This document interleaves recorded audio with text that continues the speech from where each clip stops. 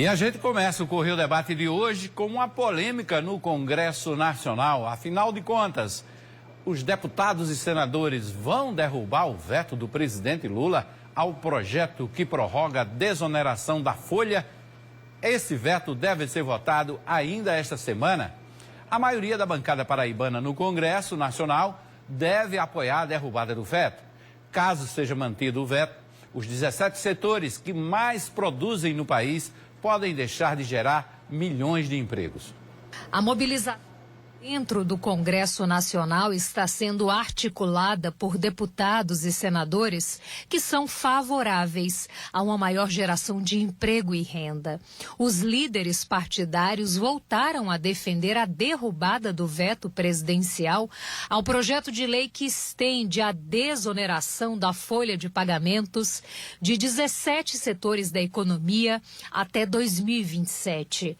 Aliados já admitem que o governo não tem número para manter o projeto. É o caso do vice-presidente do Senado, veneziano Vital do Rego. Levando-se em consideração os números obtidos tanto na Câmara dos Deputados como também os números colhidos no Senado Federal, aprovando e concordantes que fomos pelos fundamentos que davam sustentação à proposta legislativa pela desoneração, a tendência é que haja a derrubada do veto. O projeto de lei prorroga por mais 4 anos a chamada desoneração da folha salarial, espécie de incentivo fiscal destinado a 17 grandes setores da economia brasileira que mais empregam.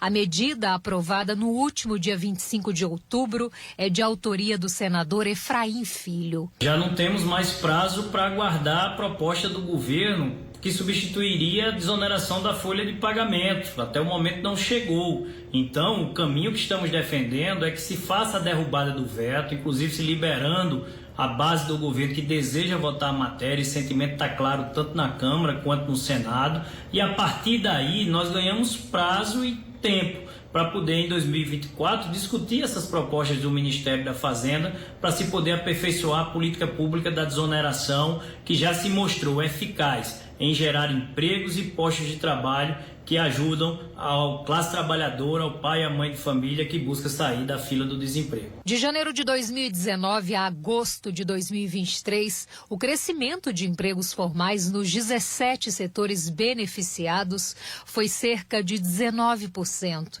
enquanto que nos demais foi de 13%. Os dados são do CAGED, Cadastro Geral de Empregados e Desempregados. A troca da base tributária de 20% sobre a folha para alíquotas que vão de 1% a 4,5% sobre o lucro das empresas preservou a geração de empregos no país, representando um crescimento anual de quase 3%. Isso se traduz na geração de 1,2 milhão de novos postos de trabalho. Nesse mesmo período, houve crescimento nos salários desses setores de mais de 20%, o que corresponde a uma elevação anual de 3,8%. Existe uma tendência clara aqui na Câmara da derrubada do veto. Foram criados mais de 1,5 milhão de empregos nos primeiros 9 meses do ano. Manter o veto atingiria 17 setores da economia, geraria com certeza uma crise, uma série de demissões. Então o sentimento é de que não é o momento para acabar com a desoneração da folha de pagamento. A bancada de oposição fechou questão e fala que o veto vai ser derrubado. Nós iremos derrubar esse veto porque temos compromisso com o povo, com o trabalhador. Se não derrubarmos, 1 milhão de empregos será prejudicados diretamente. Mas nós temos compromisso com o Brasil, nós temos responsabilidade com o povo trabalhador do nosso país e iremos, com a força do povo, derrubar esse veto. Em 2022 foram quase 9 milhões de empregos formais. Já este ano, até o mês de agosto, o saldo positivo é superior, ultrapassa a casa dos 9,2 milhões. Para se ter ideia, sem a desoneração, deixariam de ser gerados quase 680 mil empregados. A arrecadação da Previdência, segundo o movimento Desonera Brasil, cairia mais de 45 bilhões de reais. Com a desoneração, a chamada arrecadação compensatória ainda contabilizou das importações 1% da alíquota de COFINS, o que representou 2,4 bi. Além disso, foram quase 4 bilhões de reais gerados pelo dinamismo econômico. Os empresários estão acompanhando atentamente a discussão e apoiam a derrubada do veto. A desoneração da folha facilitou a vida dessas grandes empresas. O que nós sabemos é que nós já temos um peso grande na área dos tributos, de circulação de mercadoria, de outros impostos e outras taxas, mas também nós, se pudermos diminuir o peso da folha, dos encargos sociais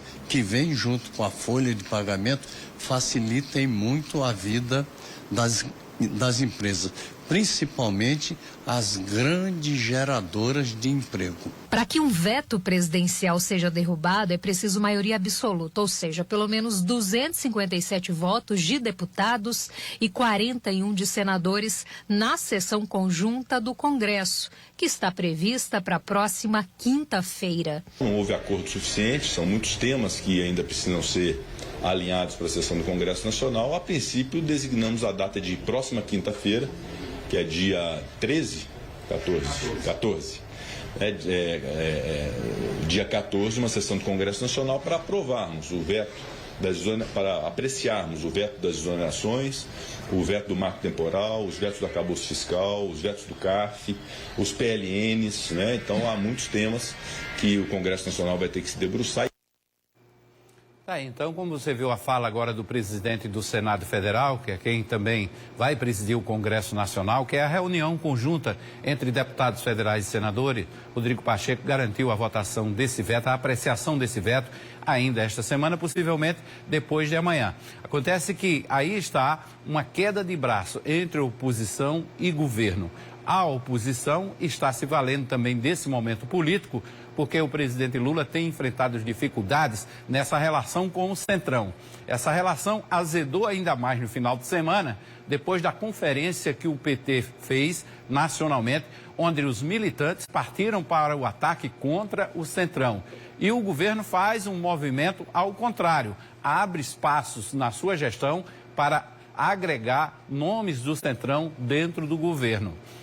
Isso irritou o Centrão, essas declarações do petistas, elas irritaram os líderes do Centrão que prometem derrubar não só esse veto, mas outros vetos. O veto mais importante dessa pauta traçada pelo Congresso Nacional é justamente essa da desoneração da folha. Lembrando que isso foi uma luta lá atrás de Efraim Filho, ainda quando era deputado federal, que aprovou na Câmara e o Congresso chancelou essa proposta.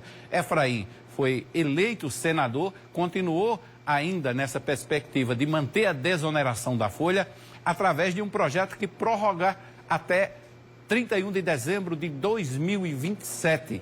O presidente Lula, juntamente com sua equipe econômica, vetou esse projeto de Efraim por entender que a máquina precisa ser azeitada com uma arrecadação de mais impostos.